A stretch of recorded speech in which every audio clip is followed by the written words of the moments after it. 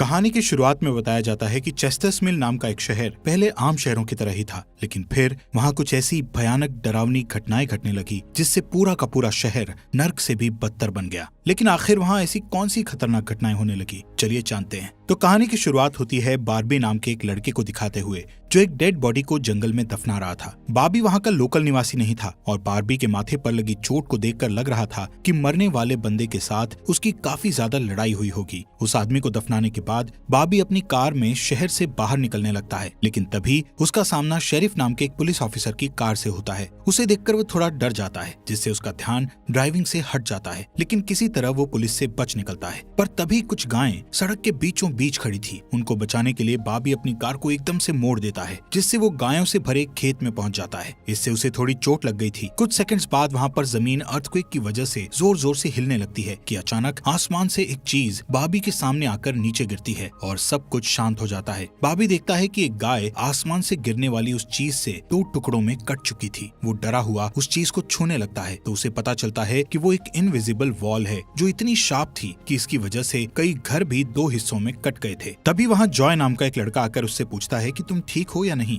वो भी उस इनविजिबल दीवार को देखकर शॉक्ड रह जाता है। दूसरी तरफ शेरिफ और लिंडा को खबर मिलती है कि उस पूरे टाउन की पावर सप्लाई कट गई है, फोन लाइंस बंद हो गई हैं और इंटरनेट भी काम नहीं कर रहा है। यहाँ तक कि सारे सैटेलाइट कनेक्शंस भी काम करना बंद कर गए थे। तभी शहर के ऊपर से उड़ रहा एक प्लेन उस इनविजिबल वॉल से टकराकर क्रैश हो जाता है, जिसे देखकर लोग और भी ज्यादा घबरा गए थे। और ये बात कंफर्म हो जाती है कि ये सिर्फ एक इनविजिबल दीवार नहीं बल्कि एक राउंड शेप डोम यानी गुम्बद है जिसने आधे शहर को कवर कर लिया है। वहीं दूसरी साइड हम एक रेडियो स्टेशन पर फिल और उसकी असिस्टेंट डोडी को देखते हैं जो सिग्नल लाने की कोशिश कर रहे थे। वो दोनों थोड़ा कंफ्यूज थे कि अचानक सिग्नल क्यों चला गया। यहाँ पर फिल को लगता है कि ये अच्छा मौका है उनकी रेडियो रेटिंग्स को हाई करने का, इसलिए वो दोनों सिग्नल को ठीक करने में लग जाते हैं। वहीं एक फायर ट्रक डोम की दूसरी तरफ से आ रहा था, जिसे देख बार्बी ट्रक वाले को इस इनविजिबल वॉल की तरफ इशारा करता हुआ उसे रुकवाकर क्रैश होने से बचा लेता है। थोड़ी देर बाद वहाँ इन्वेस्टिगेशन करने के लिए कुछ पुलिस वाले आते हैं, पर इस इनविजिबल डोम को समझना उनके बस की बात नहीं थी। उसी समय वहाँ पर एक शहर का काउंसिलमैन जिसका नाम बिग जिम था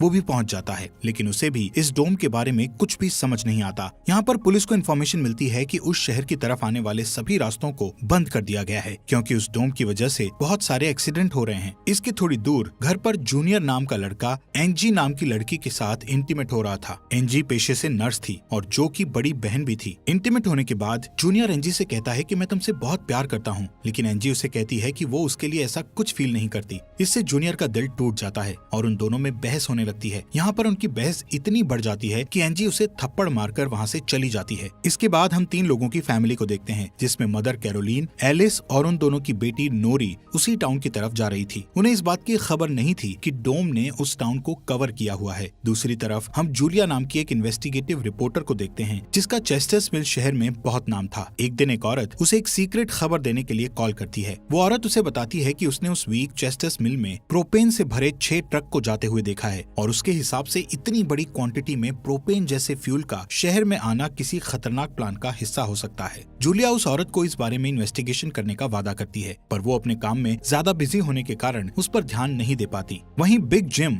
रेडियो स्टेशन जाकर इमरजेंसी की अनाउंसमेंट करता है। कैरोलीन जो एलिस और नॉरी के साथ शहर में आ रही थी ये अनाउंसमेंट सुन लेती है, पर उन्हें लगता है कि ये किसी तरह का एडवर्टीजमेंट है, इसलिए वो इस अनाउंसमेंट पर ध्यान नहीं देती और उनकी कार डोम से टकराते टकराते बचती है क्योंकि उससे पहले दूसरी तरफ से आ रहा एक ट्रक डोम से टकराकर क्रैश हो जाता है, जिसे देखकर वो तुरंत अपनी कार की ब्रेक लगा देती है। इतने बड़े इंसिडेंट को देखकर नॉरी के दौरे पड़ने लगते हैं, जिससे वो बेहोश हो जाती है, लेकिन बेहोश होने से पहले वो किसी पिंक स्टार के बारे में कहती है। अब यहाँ से नॉरी को जल्दी से हॉस्पिटल में ले जाया जाता है, जो कि टाउन में होने वाली घटनाओं से घायल हुए लोगों से भरा पड़ा था। वहीं जूलिया और बार्बी घायल हुए लोगों को हॉस्पिटल ला रहे थे। इसी हॉस्पिटल में जूलिया का हस्बैंड भी डॉक्टर था। वो उससे मिलने जाती है, लेकिन उस वक्त उसका हस्बैंड हॉस्पिटल में नहीं था। हॉस्पिटल में जूलिया को पता चलता है कि उसका हस्बैंड संडे को कभी काम नहीं करता था, पर वो जूलिया को हमेशा झूठ बोलता आ रहा था। हॉस्पिटल के बाहर हम बार्बी और एंजी को मिलते हुए देखते हैं। दोनों को साथ देखकर जूनियर के अंदर एक अलग सी जलन पैदा होती है। वहीं अब टाउन के बॉर्डर्स को सैनिकों द्वारा सील कर दिया जाता है।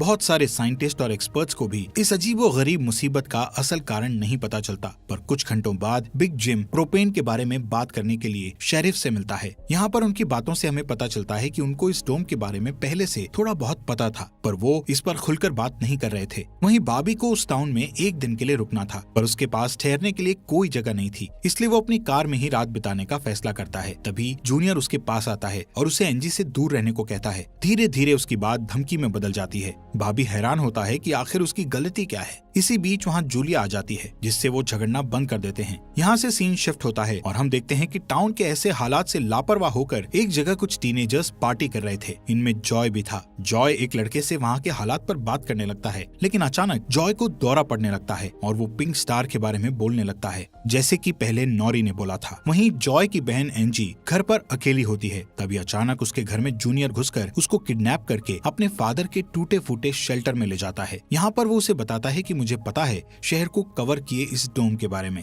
यहाँ पर एंजी को उससे ये भी पता चलता है कि बिग जिम ही जूनियर का फादर है। जूनियर एंजी को ये भी बताता है कि उसके फादर अपनी फैमिली की सुरक्षा को लेकर हमेशा चिंतित रहते थे, इसलिए उन्होंने फैमिली के लिए ये शेल्टर बनाया था। वहीं दूसरी साइड जूलिया बॉबी को अपने घर में ठहरने के लिए लाती है। तभी अचानक बॉबी की नजर उसके हस्बैंड की फोटो पर पड़ती है और उसे रियलाइज होता है कि ये वही आदमी है जिसे उसने सुबह मारा था। दूसरी तरफ लिंडा और शेरिफ सभी व्हीकल्स पर नजर रख रहे थे ताकि कोई भी गलती से इस डोम से न टकरा जाए। तभी अचानक शेरिफ को अटैक आ जाता है और वो वहीं पर मर जाता है। अब यहाँ से हमें सुबह की घटना फ्लैशबैक में दिखाई जाती है, जहाँ बॉबी टाउन में जूलिया के हस्बैंड जो डॉक्टर थे उनसे मिलने आया था। वो उनसे कुछ पेमेंट की बात करता है, पर डॉक्टर उसे पेमेंट देने से इनकार कर देता है, जिस वजह से उन दोनों में झगड़ा हो जाता है और एक्सीडेंटली बॉबी उसे गोली मार देता है। बॉबी जानता था कि भले ही उसने उसे गलती से मारा है, पर उसे इसकी सजा मिलेगी और इससे बचने के लिए उसने उसकी बॉडी को जंगल में दफना दिया। वहीं प्रेजेंट में सुबह उठकर बार्बी देखता है कि उसके गले की चेन गायब है, तो वो जूलिया से इसके बारे में पूछता है। जूलिया उससे कहती है कि वो उसकी चेन को ढूंढकर उसे दे देगी, पर तभी बॉबी को याद आता है कि वो चेन उस केबिन में ही गिर गया था जहाँ उसने उसके पति को मारा था। उधर जॉय अपने फ्रेंड बेन के साथ था, जिसने पिछली रात सीजर के वक्त उसकी मदद की थी। बेन जॉय से पिंक स्टार के बारे में पूछता है, जो उसने रात को दौरा पड़ते वक्त कहा था, लेकिन जॉय को उसके बारे में कुछ भी याद नहीं आ रहा था। वहीं रेडियो स्टेशन में डोडी एक स्पेशल डिवाइस की मदद से डोम के बाहर वाले लोगों से कांटेक्ट करने में सक्सेसफुल हो जाती है। वो सोल्जर्स को आपस में बात करते हुए सुन सकती थी, पर वो उनसे कुछ नहीं कहती। वहाँ सोल्जर्स भी कंफ्यूज थे कि आखिर ये इनविजिबल वॉल क्या है। दूसरी तरफ बिग जिम रेस्टोरेंट में बैठा ब्रेकफास्ट कर रहा होता है कि लिंडा वहाँ आकर उसे शेरिफ के मरने की खबर सुनाती है, जिससे वो लोग तुरंत बंकर में डेड बॉडीज को दफनाने वाले के पास जाते हैं, जिसका नाम लेस्टर था। उधर एंजी शेल्टर में किसी को मदद के लिए बुलाने की पूरी कोशिश करती है, पर वो कामयाब नहीं होती।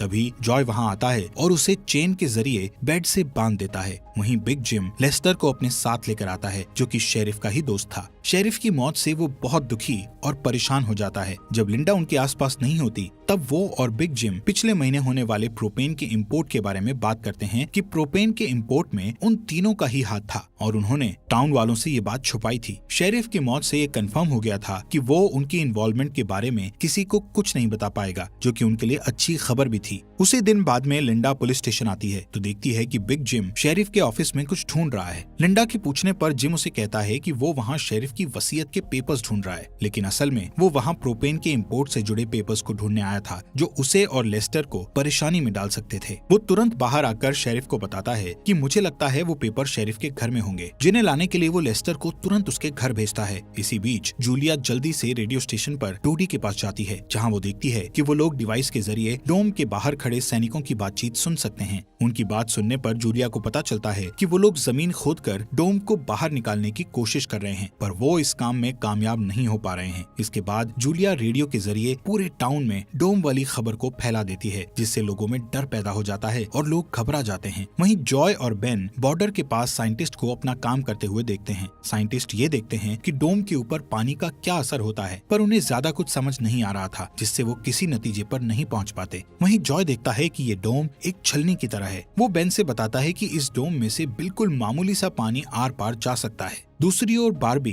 अपनी चेन ढूंढने जूलिया के हस्बैंड डॉक्टर के केबिन में जाता है। वहाँ उसे उसका चेन मिल जाता है, पर तभी जूनियर वहाँ आकर उसे देख लेता है। जूनियर उससे पूछता है कि क्या तुम एंजी के साथ सोए थे। यहाँ पर बार्बी को लगता है कि शायद उसने उसे चेन ढूंढते हुए देख लिया है और इसीलिए वो जूनियर को ऐसे ही वहाँ से जाने नहीं दे सकता था, इसलिए वो जूनियर को बहुत बुरी तरह से पीटने लगता है। वहीं हम देखते हैं कि लेस्टर शेरिफ के घर पहुंचकर प्रोपेन इंपोर्ट के पेपर्स को ढूंढने लगता है। कुछ टाइम बाद उसे वो पेपर्स ड्रॉवर में मिल जाते हैं, तभी वो उन्हें जला देता है। जब वो वहाँ से जाने लगता है तो उसका पैर लगने से पेपर्स की आग घर के पर्दों पर लग जाती है, जिससे आग की लपटें पूरे घर में फैल जाती हैं और पूरा घर जलने लगता है, जिसे देखकर जल्दी ही बहुत सारे लोग जमा हो जाते हैं और आग बुझाने की कोशिश करते हैं, पर फायर ट्रक के बिना आग बुझाना नामुमकिन था। अगर वो लोग घर को जलने देते तो डोम के अंदर का टेम्परेचर बहुत बढ़ जाता, जिससे लोगों की जानें भी जा सकती थी, इसलिए सब मिलकर आग बुझाने में लग जाते हैं। बाबी लोगों को आग बुझाने में लीड करता है। तभी लिंडा को घर के अंदर से लेस्टर की चीखने की आवाजें सुनाई देती है। वो अंदर जाकर उसे घसीटकर बाहर निकाल लाती है और इलाज के लिए डॉक्टर के पास भेज देती है। यहाँ पर लोगों को आग बुझाने में 1 घंटे के बाद भी कामयाबी नहीं मिलती, उल्टा आग और भड़क जाती है। आखिर में जिम लोडर लेकर आता है और घर को गिरा देता है। तब कहीं जाकर आग शांत होती है। इसके बाद सारे थके हुए लोग इकट्ठा होते हैं। उनमें से पॉल नाम का एक पुलिस वाला फ्रस्ट्रेट होकर कहता है कि हम सभी लोग इस डोम से कभी भी बाहर नहीं निकल पाएंगे, क्योंकि ये डोम आग से जो धुआं निकला है उसे बाहर नहीं निकलने दे रहा। वो कहता है कि हम सभी इस डोम के अंदर ही मरने वाले हैं। इतना कहता हुआ वो हवा में गोली चला देता है, जो कि डोम से टकराकर एक दूसरे पुलिस वाले को लग जाती है और वो तुरंत मर जाता है। यहाँ पर पॉल को अरेस्ट कर लिया जाता है। अंधेरा होने पर जॉय और उसके दोस्त स्केटिंग के लिए जाते हैं। तभी वहाँ पर नोरी जॉय के पास आकर उसे कहती है कि उसे अपना फोन चार्ज करना है। जॉय उसे अपने घर ले जाता है, क्योंकि उसके घर में जनरेटर था, जो कि उस टाउन के गिने चुने घरों में ही था। उधर लिंडा पॉल को जेल लेकर आती है। वहाँ कुछ लोग पुलिस स्टेशन के बाहर प्रोटेस्ट कर रहे थे। असल में वो लोग पुलिस के घटिया सिस्टम का विरोध कर रहे थे। जिम उन सबको ये कहकर शांत करता है कि जरूरत पड़ने पर उन सबकी मदद की जाएगी। लॉकअप में बंद होने के बाद पॉल को हार्ट अटैक आ जाता है, जिससे लिंडा उसकी मदद के लिए दौड़कर अंदर जाती है, लेकिन तभी उसे पता चलता है कि पॉल सिर्फ अटैक आने की एक्टिंग कर रहा था। इसी मौके का फायदा उठाकर पॉल उसे धकेलकर उसे लॉकअप में बंद करके वहाँ से भाग जाता है। इधर बंकर में जूनियर फिर से एनजी के पास जाता है। एनजी समझ चुकी थी कि अगर उसे यहाँ से निकलना है तो उसे जूनियर को झूठे जाल में फंसाना पड़ेगा, इसीलिए वो उससे अपने बचपन की यादें साझा करती है, जब वो दोनों एक बंद टनल में जाया करते थे, और कहती है कि हो सकता है डोम का टनल पर कोई असर नहीं हुआ हो, तो वो लोग बाहर जा सकते हैं। यहाँ पर एनजी सोचती है कि अब वो उसके प्यार के जाल में फंस गया है तो शायद वो उसे छोड़ दे, लेकिन ऐसा कुछ नहीं होता। जूनियर अकेले ही उस टनल में जाने का प्लान बनाता है। वहीं जिम जब पुलिस स्टेशन में आता है तो पॉल की जगह लिंडा को लॉकअप में बंद देखता है। वो तुरंत उसे लॉकअप से बाहर निकालता है। उन्हें पता चलता है कि पॉल अपने साथ एक राइफल और कुछ गोलियां लेकर गया है। लिंडा तुरंत उसकी तलाश में जंगल की ओर निकल जाती है, क्योंकि उसे पता था कि पॉल अक्सर शिकार करने जंगल की तरफ जाया करता था। वहीं जिम पॉल को पकड़ने के लिए एक टीम तैयार करता है। उधर रेस्टोरेंट में बैठी कैरोलीन को नॉरी की फिक्र हो रही थी, क्योंकि वो पिछली रात अपनी दोनों मदर्स को बिना बताए जॉय के घर रुक गई थी। वहीं जिम लोगों से पॉल को तलाश करने के लिए उसकी टीम ज्वाइन करने को कहता है। वो बाबी से भी उनके साथ चलने को कहता है, क्योंकि वो आग बुझाने में अच्छा लीडर साबित हुआ था। इसके बाद वो लोग जंगल में जाने लगते हैं। रास्ते में बार्बी अपनी खूबियां दिखाता हुआ उनसे कहता है कि वो मिलिट्री में भी रह चुका है। वहीं दूसरी ओर जूलिया जूनियर को टनल की तरफ जाते हुए देखती है। वो उसे रोककर पूछती है कि वो बैग पैक करके कहाँ जा रहा है, लेकिन जूनियर बहुत जल्दी में था और वो नर्वस भी था। वो कहता है कि मैं बस यहीं पास में अपने दोस्त से मिलने जा रहा हूँ। इससे जूलिया का शक उस पर और भी बढ़ जाता है और वो उसका पीछा करती हुई टनल तक पहुँच जाती है। उधर जॉय के घर पर जॉय और नॉरी साथ में नाश्ता कर रहे थे। जॉय पहले कभी किसी लड़की के साथ अकेला नहीं रहा था, इसलिए थोड़ा नर्वस फील कर रहा था, जबकि नॉरी कॉन्फिडेंट थी और बातचीत में भी हाजिर जवाब थी। तभी बेन और 2 लड़कियों को अपने साथ लेकर उसके घर आ जाता है, जिन्हें फोन चार्ज करना था। उन्हें इम्प्रेस करने के लिए बेन को जनरेटर यूज करना था, जिसके लिए जॉय बेन को थोड़ी बेदिली से इजाजत दे देता है, क्योंकि उस टाउन में जनरेटर एक बहुत काम की चीज थी और इस तरह उसका मिसयूज करना उसे सही नहीं लग रहा था। उधर जंगल में हम देखते हैं कि सर्च टीम पॉल को ढूंढ लेती है, पर उसी टाइम पॉल एक लड़के की टांग में गोली मार देता है। दूसरा लड़का भी उसे संभालने के लिए वहीं रुक जाता है, जबकि जिम और बार्बी पॉल के पीछे भागते हैं। दूसरी तरफ जूनियर टनल के आखिरी सिरे पर पहुंच जाता है, जहां पहुंचकर उसे पता चलता है कि डोम ने टनल को भी कवर किया हुआ है। वो दीवार के बिल्कुल करीब पहुंच जाते हैं, जिससे उसकी टॉर्च जलने लगती है। तभी जूलिया वहां आकर उसे वार्न करती है। जूलिया को देखकर जूनियर को बहुत गुस्सा आता है, क्योंकि वो उसका पीछा कर रही थी। इस बात से जूनियर पागलों की तरह उस इनविजिबल वॉल को मुक्के मारने लगता है, जिससे जूलिया उसे रोकती है। फिर दोनों बैठकर बात करने लगते हैं। जूलिया उसे बताती है कि अपने पास्ट में की गई एक गलती की वजह से वो जर्नलिस्ट की इस बेकार सी जॉब में फंस गई है। उधर जॉय का घर लोगों से भर जाता है, जो अपनी अपनी जरूरत के लिए उसके जनरेटर को यूज करने के लिए आए थे। एक बदमाश लड़का लोगों से जनरेटर यूज करने के बदले में पैसे वसूलने करने की कोशिश करता है, जो कि उसका था ही नहीं, लेकिन उसके खिलाफ बोलने की किसी में हिम्मत नहीं थी। ये देखकर नॉरी सब कुछ हैंडल करने के लिए आगे बढ़ती है, पर मामला और भी ज्यादा गर्म हो जाता है। लेकिन इससे पहले कि कुछ गलत होता तभी लाइट ही चली जाती है। नॉरी इस बात से बहुत खुश होती है कि जॉय ने उस बहस में उसका साथ दिया। वहीं जंगल में बॉबी और जिम पॉल तक पहुंच जाते हैं, पर पॉल ने अपनी राइफल निकाल रखी थी, जिससे वो जिम को मारने ही वाला था कि तभी पीछे से लिंडा आकर उसे शूट कर देती है। दूसरी साइड कैरोलीन जॉय के घर जाकर अपनी बेटी नोरी से मिलती है। वो नोरी से कहती है कि उसे थोड़ा जिम्मेदार बनना चाहिए। उसकी डांट सुनकर जॉय और नोरी एक दूसरे का हाथ पकड़ लेते हैं, जिससे एक स्ट्रेंज स्पार्क पैदा होता है और उसी वक्त दोनों को दौरे पड़ने लगते हैं। वो दोनों एक साथ किसी पिंक स्टार के बारे में बात कर रहे थे। उधर जूनियर शेल्टर में एनजी के पास जाता है, लेकिन इस बार उसके हाथ में फर्स्ट एड किट थी। एनजी उसके जख्मों पर मरहम पट्टी करती है और चुपके से सीजर अपने पास रख लेती है। वहीं हम देखते हैं कि जूलिया और बार्बी दिन भर की थकान के बाद वापस घर लौटते हैं, लेकिन जूलिया जूनियर की बातें सुनने के बाद से ही बार्बी पर शक करने लगी थी और जब बार्बी नहाने जाता है तो जूलिया उसका सामान चेक करने लगती है। दोस्तों, हमारे फॉक्स एक्सप्लेनर हिंदी चैनल को सब्सक्राइब करना मत भूलना। और आपको ये अंडर द डोम सीरीज यहाँ तक कैसी लगी, इस सीरीज के नेक्स्ट एपिसोड लाएं या नहीं, कमेंट बॉक्स में हमें जरूर बताएं।